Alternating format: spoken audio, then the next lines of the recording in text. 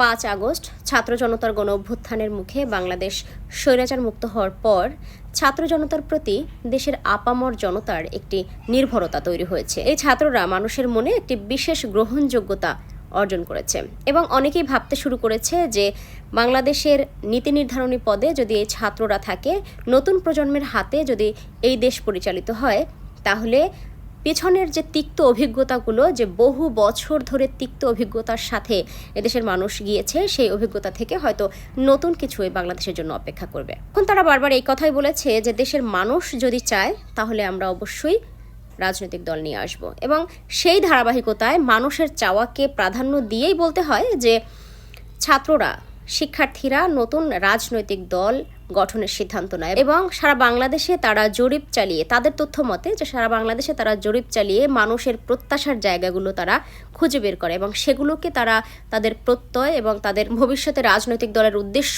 নির্ধারণ করেই তারা আসলে এই রাজনৈতিক দল তৈরির ঘোষণা দেয়। এবং ছাত্রদের সংগঠন, বৈষম্য বিরোধী ছাত্র আন্দোলন ও জাতীয় নাগরিক কমিটির সমন্বয়ে হতে যাচ্ছে এই রাজনৈতিক দল।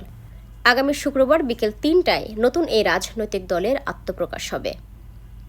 ইতোমধ্যে তারা মানুষের কাছে দলের প্রতীক বা দলের নাম কি হতে পারে সে বিষয়ে পরামর্শ চেয়েছে এবং অনেকেই তাদেরকে পরামর্শ দিয়েছে।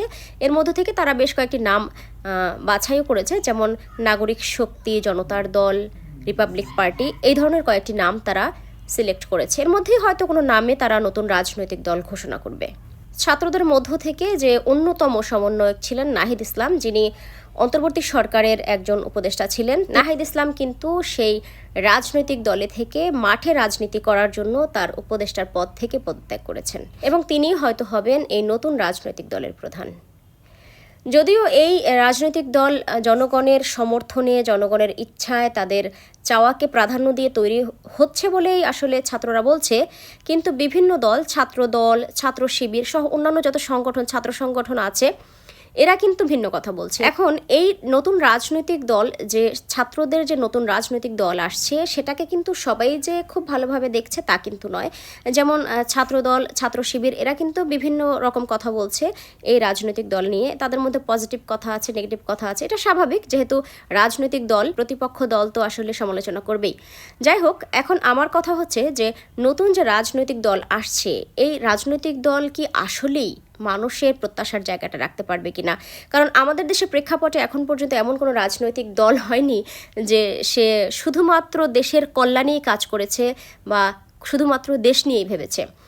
এই ছাত্ররাই যে আজ যারা রাজনীতির মাঠে নেমেছে, রাজনৈতিক দল গঠন করছে, তারা কি আসলেই শুধুমাত্র জনগণের জন্যই কাজ করবে, নাকি তারাও একসময় ওই ক্ষমতার জন্যই রাজনীতি করবে?